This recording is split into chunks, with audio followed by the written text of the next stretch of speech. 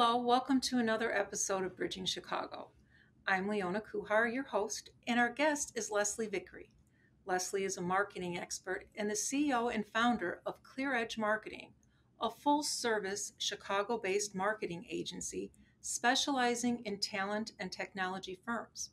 She is a co-founder of ARA, which stands for Attract, Retain, and Advance, a group focused on attracting, retaining, and advancing women in technology, and she frequently speaks at various events on that topic.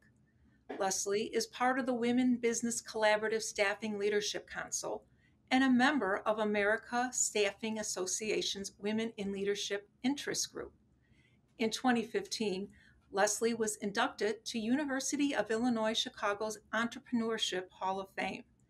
She has also been recognized as one of Chicago's most compelling innovators and entrepreneurs and was named one of the Enterprising Women of the Year. Leslie is a frequent guest and host of The Edge, an executive women in recruitment podcast, and contributes to publications such as Recruiting Daily and Entrepreneur. She is also a part of the Lady Leaders Book Club, who together wrote the book Together We Rise, an inspiring book compiling the true stories of 15 passionate, diverse women leaders. Leslie, welcome to Bridging Chicago. Well, Leona, thank you so much for having me. It's wonderful to be here with you today. Well, we're so happy to have you. I'd like to start out just by talking a little bit about yourself. I understand that you are originally from Michigan. Mhm. And so, can you tell us a little bit about where you grew up and what originally brought you to Chicago? I understand that very early in your career, you came to Chicago. So, if you could tell us a little bit about that. Sure, thank you.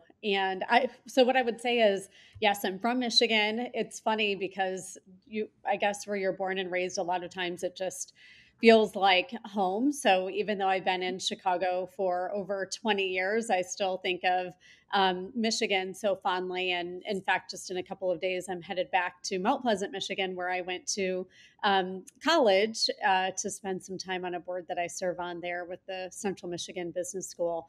I grew up around different places in Michigan. So my parents divorced when I was really young, so around 6 months old. And we lived in different areas of Michigan. I went to school partially in Grand Blanc and then ended up moving up to the Saginaw area for high school and then graduated, went to Central Michigan, as I mentioned.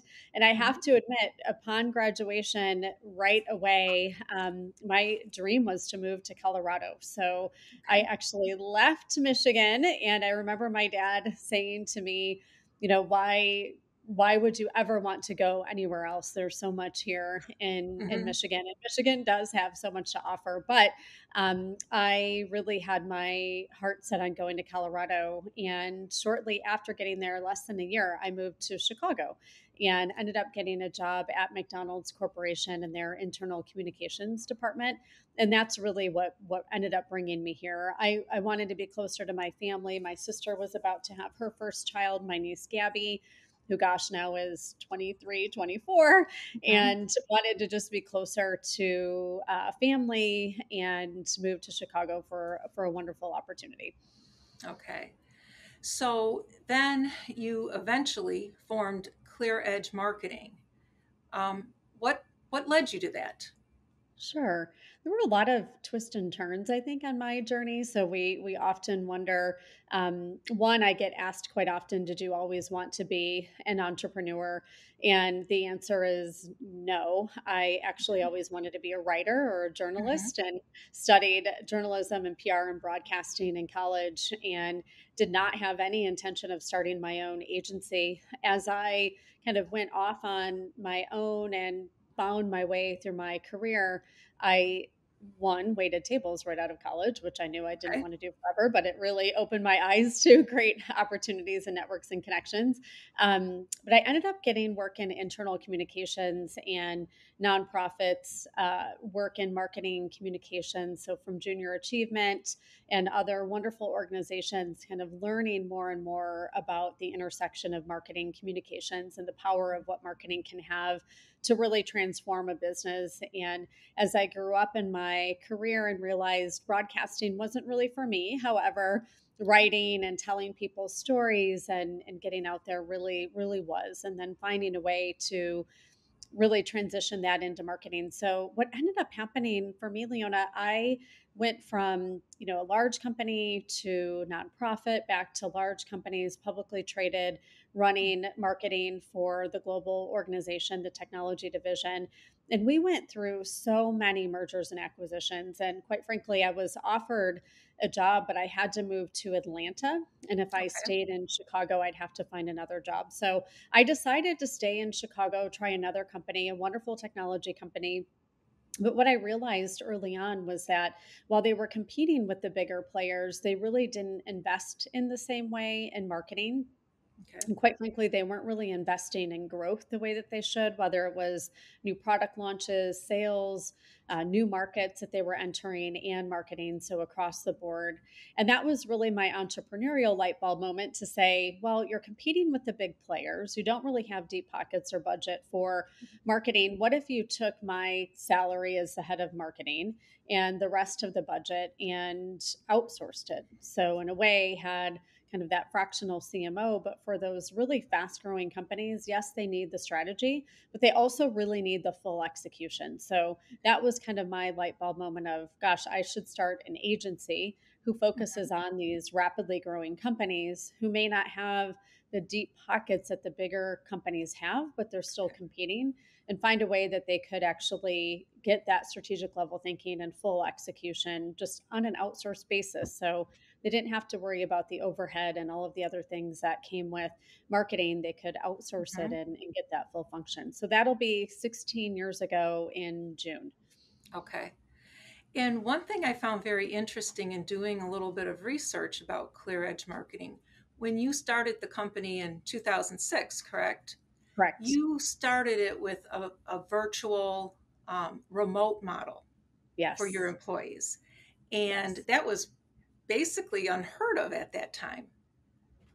So, Very much so so. what made you do that? At that time, it was really inventive then. And I mean, look where it is now. It really was impressive to me. So, what gave you that thought process? It's interesting, Leona. At first, when I started the company, and for one, I didn't think twice about it. I lead with Okay. trust, and location did not matter to me. I knew I needed to recruit the best talent, regardless of where they were located. Okay. And the best talent I had worked with were people I knew and trusted. And I really wanted to have them on my team. So if they happen to Okay. be in, let's say, Florida, where a former company was headquartered, or one of my writers at the time was actually based out of Paris and then Hmm. moved to Germany, I did not care where she was located. She was the best writer I knew, and I really needed to have her, on the team and on the journey with me. Now, Yes. starting the company, I actually had come from a really strict corporate background. So, Okay. growing up in business, it was always, who's at the office first, who's leaving last or first, depending on how you looked at that, and who's working the most, and are you connecting when you're at home. It really was a grind. And it really was the beginning of finding, you really didn't have that much balance, so to speak, in what you're doing. It was just fighting, fighting, fighting to work, work, work, and people measuring and judging you for the amount of work you did and the hours you put in and so forth. I knew at the outset that that wasn't the type of company I wanted to have. Okay. So for me, it was an opportunity to hit reset and say, what's most important to me in a Hmm. culture and starting the company, and my own health and wellness, which of course is talked about so much here today, but then also with other people. So it just turned into this model where we were able to help people at a time where today it's much more common because of Right. the pandemic and people changing things. But it could be, a leader on my team who has a special needs son, her company not giving her the flexibility that she needed Okay. and in order to take care of him. So knowing that she could work with us in various capacities and keep rising in her career, to make that happen, but work in a flexible environment. Or people who needed to take care of their aging or elderly parents and wanted to work part of the time in Florida and part of the time in Boston so they could split the time with their families. And I just kept saying, okay, like, yes, that works, no Yeah. problem. I really didn't say no to great talent because I knew we needed their talent. And what it ended up doing in turn was creating one of our core values, which is inspiring loyalty and Hmm. really having people be loyal to us and our culture and our company and referring other people in because they saw the loyalty we were sharing with them. So it was ahead of the time. It doesn't mean it wasn't without its challenge. Right before this call, we actually did our all hands meeting and we had, over 60, nearly 65 people on the call. And now at this size, we have various people in similar markets. I'm doing a local happy hour today with some people in Chicago. We just find ways to take the virtual out of virtual, and sometimes that is meeting in person, and other times it's really creative ways in a virtual environment. But we've been able to make it work from day one, and it's something that has created, I believe, a really special and unique culture. Yeah, absolutely. And it's helped you to retain top talent, I'm sure. Absolutely, absolutely. Can we talk a little bit about ARA? I know that you helped found that organization. Can we talk a little bit about that? Sure. So ARA stands for Attracting, Retaining, and Advancing Women in Technology. I co Mhm. founded it with two of my very best friends, Megan McCann and Jane Hamner. And really, it stemmed from, I'll go back a little ways. All of us kind of grew up in the technology industry, both in talent and technology. So, staffing, recruitment, professional services, software. And we had noticed a lot of our friends leaving the technology industry when they started having families. So it could be due to unfair work environments or Mhm. just different situations that led them to feeling like they couldn't be successful in tech. However, fast forward before that. So let's say that was, gosh, now almost, I think, 10 years ago. The three of us were at a dinner in Chicago. It was a technology dinner. And we were one of the only women, and let's say there were 130, 140 people at the event, maybe five women in attendance. And we quickly realized when the dinner ended, and at the time you could smoke cigars, and everyone went to the bar, they were drinking scotch, bourbon, whatever the drink of choice was, and smoking cigars. And we just kind of looked at each other and felt like we didn't really belong Okay. in that place. And we decided to then start an executive women in technology dinner. And that has been going on for almost over 15 years now, where every quarter we get together with different women. It's over 350 women strong. Obviously, it was put on hold during the pandemic. Um, what came out of that was a lot of women saying, we would like the up and comers on our team to also attend. And then we decided, gosh, we never had mentoring programs growing up in our careers. Wouldn't it be great to offer that so women could see they're not alone in these situations? When you feel like, gosh, I'm the only female on a team, or I'm the only mom on a team, and you have no one to talk to or turn to, because a Mhm. lot of times women don't keep up their networks. Wouldn't it be great if we could create something that enabled them to really see technology as a wonderful place to be and Yeah. give them the guidance to understand how they could thrive in the industry, again, by knowing they're not alone. So we started ARA originally with the premise of mentoring. It ended up turning into events across the US. We've had over 6,000 people who have either been mentors, mentees, or event attendees over the years. And it's something that we're, extraordinarily proud of. It's led to a lot of awareness on the DE&I front just around workforce readiness and companies actually being ready to have women on their teams in technology and things that need to change within culture and environments to make it a welcoming and great place for us to thrive. But it's truly made such a difference in so many lives of women, and ours included, that we're really proud of what it has turned into. Do you see it as an organization that's going to continue to grow like it has in over the years? Yeah, absolutely. I mean, the pandemic slowed us down a little bit. However, we Yeah. did launch some very intentional and purposeful events during that time. And actually, what it enabled us to do is not have location limit us, it allowed us to become more virtual in nature. So we were able to open up the ARA community across the US and Okay. really grow that. And we have some really strong partnerships in Chicago, Chicago Innovation being one, Hmm. ANOVA with their Shy WitCon event, Shy Tech Academy with just the organization in general, IC Stars, same thing, Black Women in Science and Engineering. So we've kind of turned it into, yes, we're going to continue growing, but we're also going to keep growing and fostering those partnerships so we Yes. can help other underserved communities as well. So I'd like to move on to the book, Together We Rise. I was able to read a good part of it, and I have to say it is truly inspiring. Oh, thank So I know that you co-wrote the foreword, and you also wrote a chapter called "Be the Change." And one of the things that I found really inspiring to me, at least, in the foreword was the quote you used by Serena Williams. So the quote is, um, every woman's success should be an inspiration to one another. We're strongest when we cheer each other on. What made you choose that?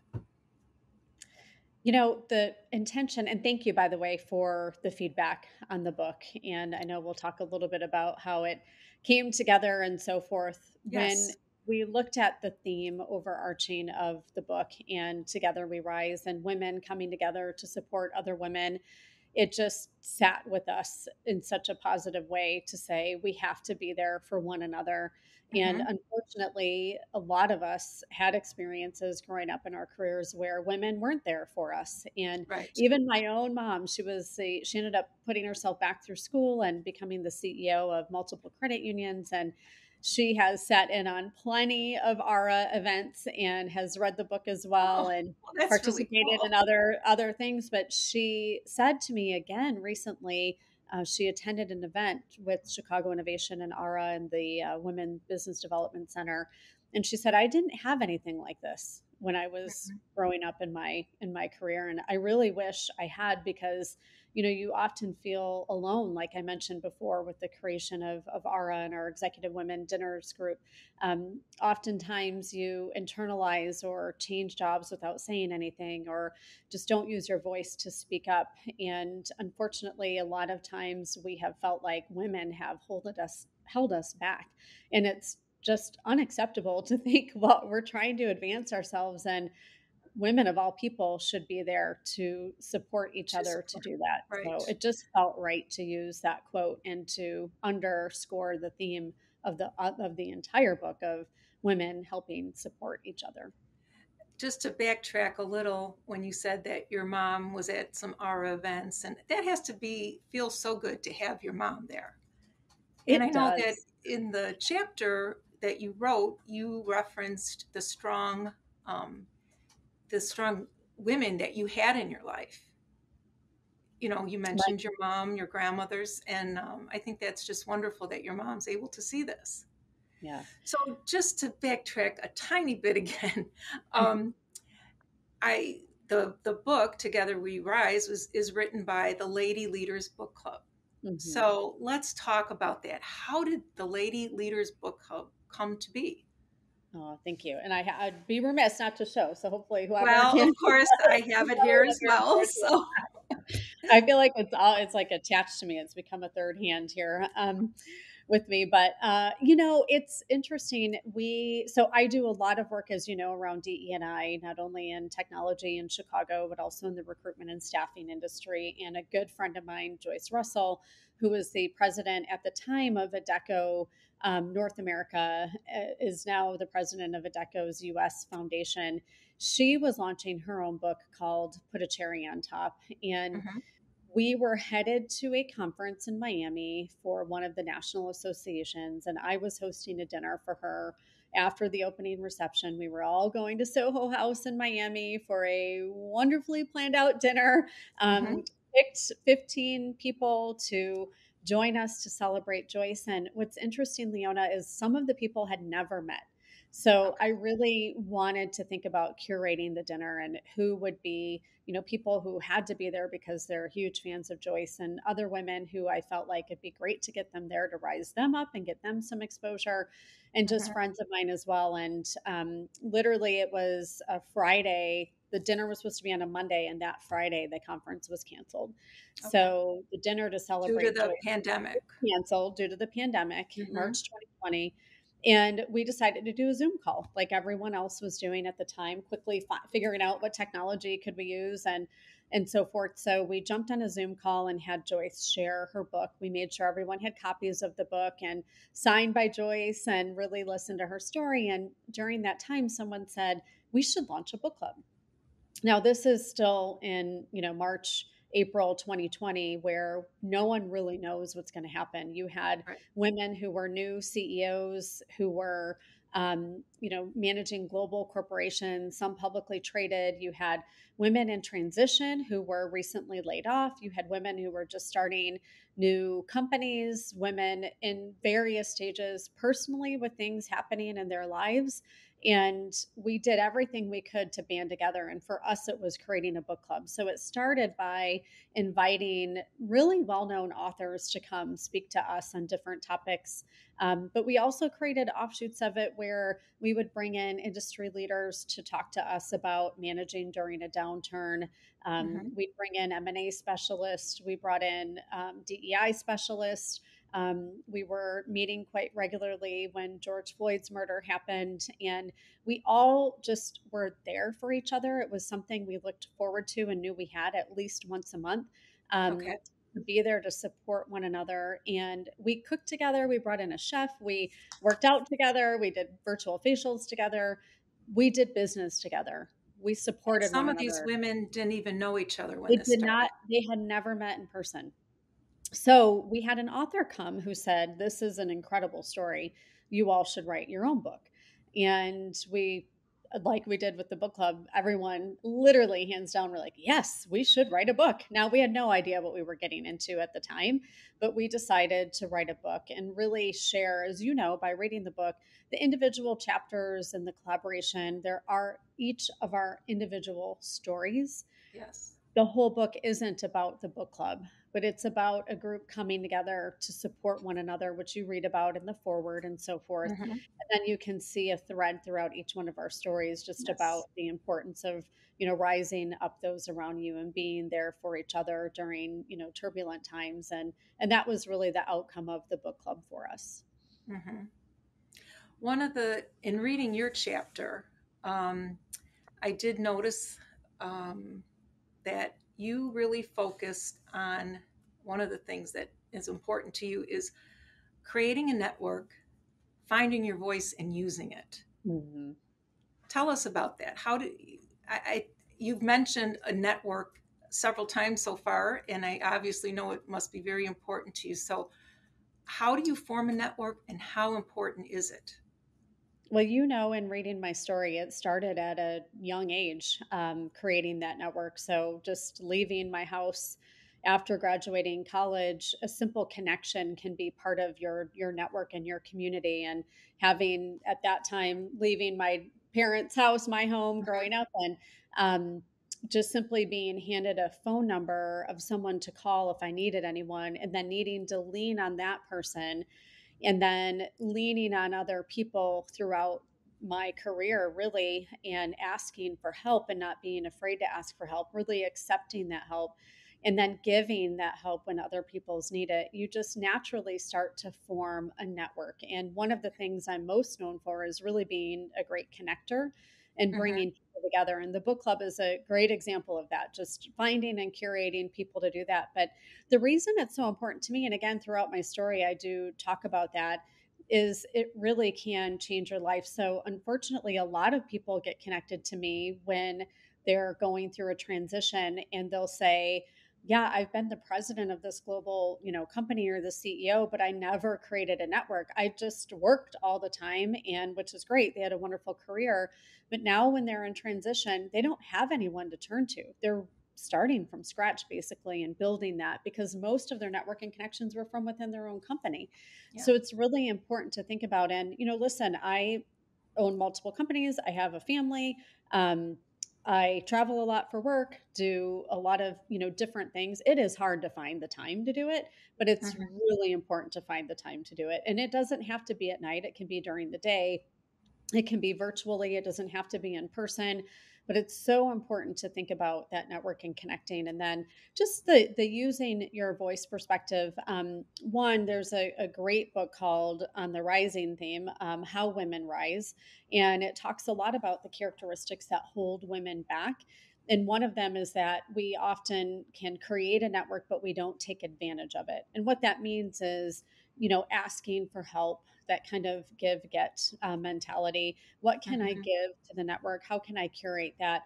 Then not being afraid to leverage it or take advantage of it. So that's an example of where you can use your voice to ask for help and ask for business and ask for referrals and really get that. And when people know, like in my case, that it's coming from the heart, it's coming from a really great place. It's not a selfish ask, and they know that more than likely I've done something for them already and I'm not Right. doing this for them just to get something in return. They know that it's really meaningful in the way that we build our network and connections.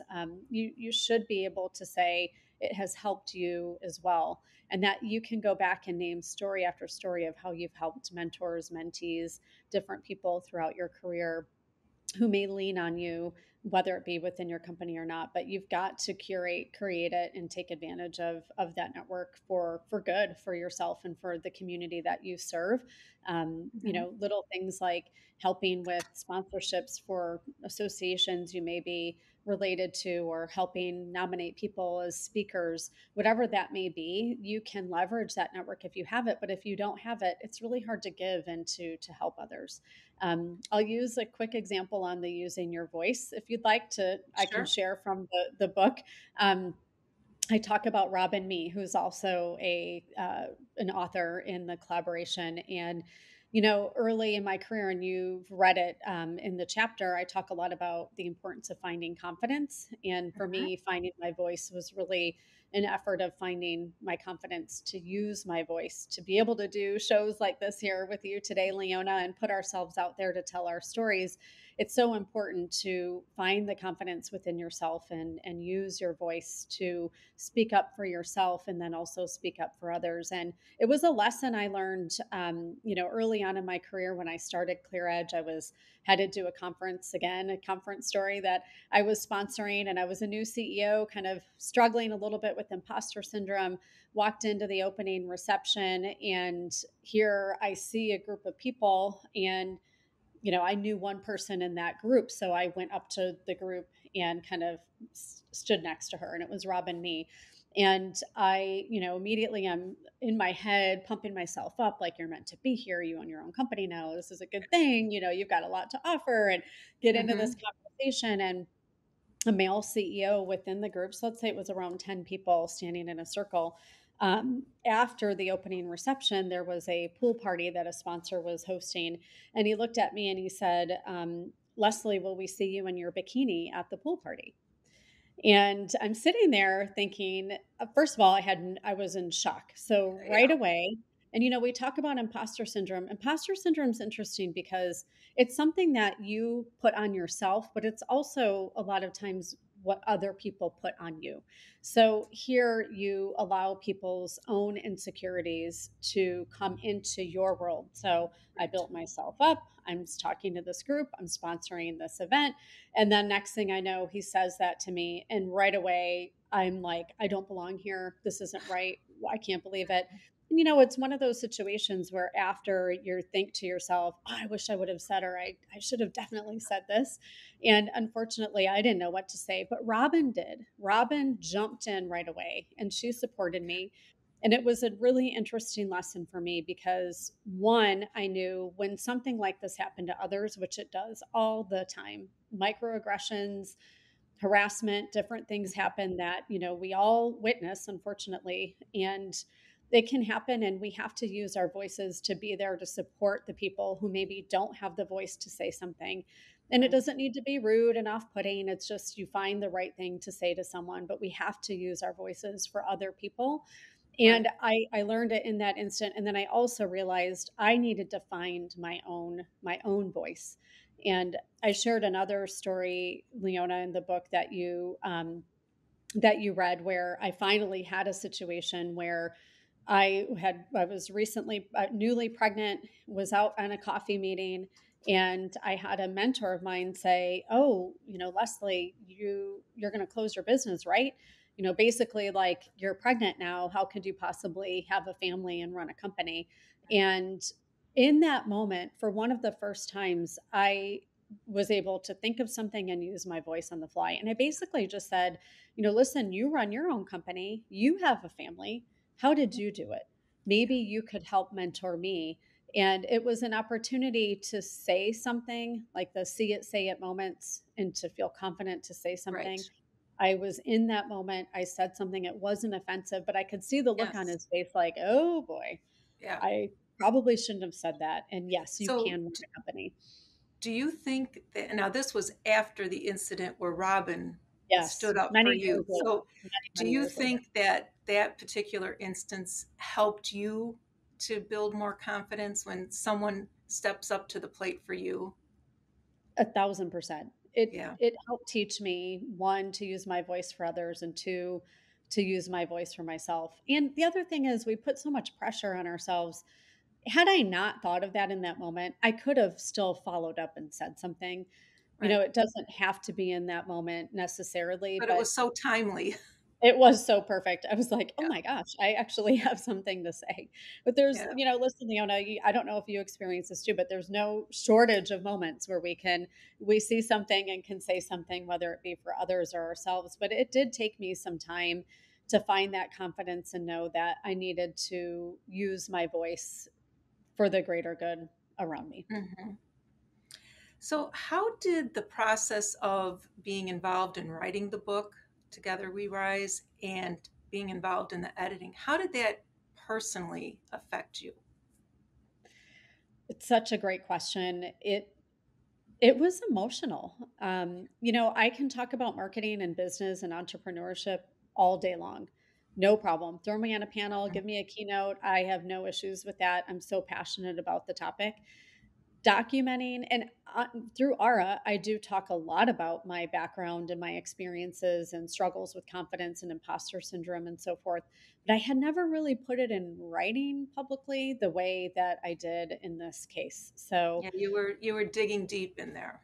yeah, and Yeah. it's interesting. So myself and others, you have deadlines that you have to hit. And Michelle Prince, who it was Prince Publishing, helped us. She runs this beautiful workshop where you really do start to break down your life, and it makes it easy to kind of visualize how something like a chapter or a book could come together, and Hmm. why people would find it of interest. So that piece of the process was okay. We all got together virtually and in person for this workshop, and it was the first time I said out loud certain things about my background, even talking about little Leslie, or the visioning exercise of letting Leslie go and know Hmm. that she's okay and she's protected. It was really hard. I will say I stopped the presses at print and had my family actually read it and say, "Okay, how do you feel about it?" You just get in your head and you start to second guess or question things, and then you realize, no, this is exactly why you're doing this. Right. It's for other people, and it's to make a difference for them to see and hear and read that they're not alone, that maybe they've experienced something that, if it's my chapter or anyone else's chapter, I can't imagine any person putting it down and not being able to relate directly themselves or to Right. someone in their lives to relate to it, to be able to say, I feel that, I can see it. I got a lot of text messages, phone calls, emails from the other authors as well. A lot of us struggled with it, putting ourselves out there. It was Okay. definitely a process, but once we were finally done and, hit send on the file and knew it was ready to go, and got the PDF, knew it was at the printer, it was actually a really nice sigh of relief. Yes, I can imagine. Yeah, yeah. So I know that from the Lady Leaders Book Club, like another group kind of formed, diversity, equity, and inclusion group. Yes. And Yes. tell us a little bit about that. Sure. That was what I had mentioned earlier when Yes. George Floyd's murder happened. Again, it's during the pandemic, and a lot of us just felt like we wanted to do something, but we weren't sure what to do. Mm-hmm. We knew we had to do something. So I got together the group of lady leaders and then just expanded it into other people to say, okay, you may be running DEI for your company. And my agency, we do a lot of crisis communications. We write a lot of messages. We do a lot around DEI. So we were very busy helping our clients throughout the pandemic and then all of the riots and everything that was happening. Mm-hmm. We were helping our clients. So I felt like, gosh, I can see that a lot of people don't know what to do, what to say, how to react. And by Yep. doing nothing, you're unfortunately saying something.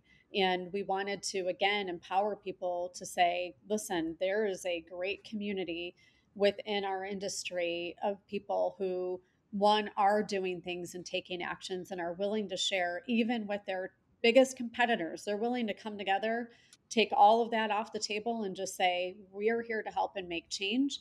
And there were a lot of people, like I mentioned before, in new roles who were either heads of DE&I or CEOs or just people there who needed help. They weren't sure what to do. And by Right. kind of forming this group and bringing them together, it was really an effort just to say, again, kind of the theme: one, connecting people, and two, you're not alone, and three, if Mm-hmm. we don't make change, who will? And Right. we really wanted to make sure we made change. I had heard a speaker once talk about this happened after George Floyd's murder. He said, well, we have a couple of weeks basically where we're going to see this in the headlines. And then inevitably something else is going to happen and steal the headline. So your moment of time to make change is really a short window. So take action now. And I coupled that with starting to read about the statistics from the World Economic Forum, where it would take around 136 years to see equality and well over 200 years to see pay equity, any kind of financial equality. And I kept Mm-hmm. thinking, why are we going to keep allowing this to happen? We can't just hit reset every 2 weeks. No wonder it's going to take so many years for us to find equality. We have Mm-hmm. to do something and be really purposeful about change and not just have meetings to have meetings, but share resources. If it's a job description, if it's a policy, if it's a sample communication or a town hall meeting, and you decided to put something out, what did you do? How did you do it? What was the reaction? What did you learn from it? And how could we take advantage of that? So that's Mm-hmm. really where it stemmed from. And it still is going very strong today. So that again is about networking and using your voice. Correct. Very grassroots effort. It's not very Mhm. well organized because I organize it on the side, but it's a wonderful group of I people. can't imagine that Stretched not a being little well thin. organized. That's okay. But it's very purposeful and done with the greatest of intentions and is really making a difference for people, which is great. It's our intention. Yeah. So now the Lady Leaders Book Club wrote one book. Do you see another in the future? Oh, for sure. It's Good. interesting you asked that, Leona. Just a couple weeks ago, Michelle Prince, who I mentioned, published the book. She was hosting a book workshop, and several of the lady leaders went, and they're all now writing different collaborations, writing individual books. But I definitely Mhm. see a second book in our future. We're making just it's not that we had low expectations of what could come out of it, but initial proceeds are going to fund a scholarship for women in our industry to attend Mhm. events and really rise up. And we're seeing kind of the fruits of that now with the amount of book sales that are happening. And it's just inspiring us to keep going and keep Yeah. thinking about, what's next? What else can we do to make a difference for that next generation, the Yeah. people who I think of my grandparents, my mom, and in reading the book, one of my grandmothers was an entrepreneur and running children's clothing stores, and the Yeah. other was told she couldn't work. So it was this interesting tale of two women at a time that, if you think about it, wasn't that long ago. And Right. then I got my mom and listening to the challenges she went through in her own life and career, which again wasn't that long ago. And a lot of my mission and what I'm trying to do, and I know a lot of the lady leaders, is just how can we make it a better place for those future generations? Yeah. Yeah. Well, Leslie, it was just a pleasure talking with you today, and I hope that we can reconnect soon. We're always happy to have guests back. But in closing this up, what like your book offers a lot of advice to, not just women, but men can also, Yes. benefit from the advice as well and the stories. But what would be the most, I think there's probably a lot of things, but like the top thing you would say to help inspire, help raise up other women in the entering into the business industry? Yeah, thank you. It's so hard to boil down into one I can thing. And as imagine. you can tell, I have a lot to say on this topic. So I'll say I'm going to actually give you a perspective from an individual person and Okay. then a giver and ally. So from the person, my dad gave me this advice, which was to look in the mirror and to love who you see back. Hmm. And I always think I don't always see in myself what other people see in me. It's that whole Yeah. confidence thing.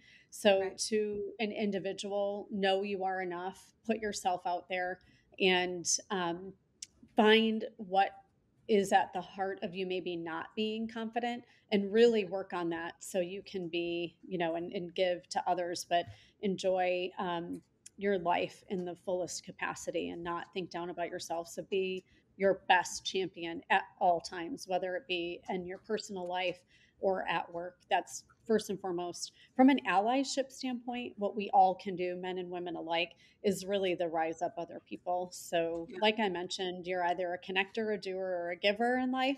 And Yeah. giver can be financially giving, giving of your time, different things, but find ways to rise up the disenfranchised. If it's, again, opportunities like being on your podcast, you have a great forum. You're in a position of power to be allies to people, to get their messages out there, but Right. also to just give them those opportunities to share what they have to say. So, speaking opportunities, podcast opportunities, if you're in a room, if you see something, you have to say something, for sure, to use your voice to power and enable others to use their voices. If you know of a promotion, if you know of a board seat, whatever that may be, if you are an ally and in a position of power, use it to help rise up other people. Yeah. Because it's the best thing that you can do, regardless of who you are, to help rise up and make change for other people. And that's wonderful advice. It truly is. Use what you have to put things out there and to help others, definitely.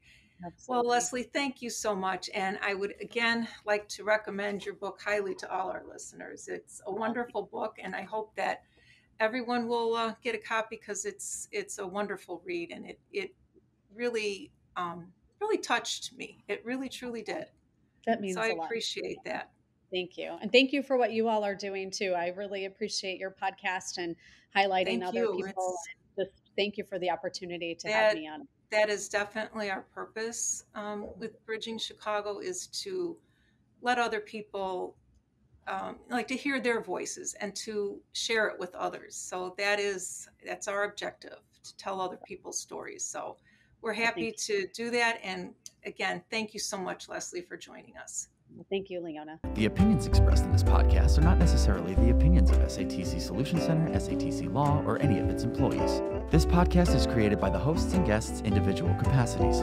All opinions on this podcast are or have been rendered based on specific facts, under certain conditions, and are subject to certain assumptions and may not and should not be used or relied upon for any other purpose, including but not limited to, or use in or in connection with any investment purposes or legal proceeding.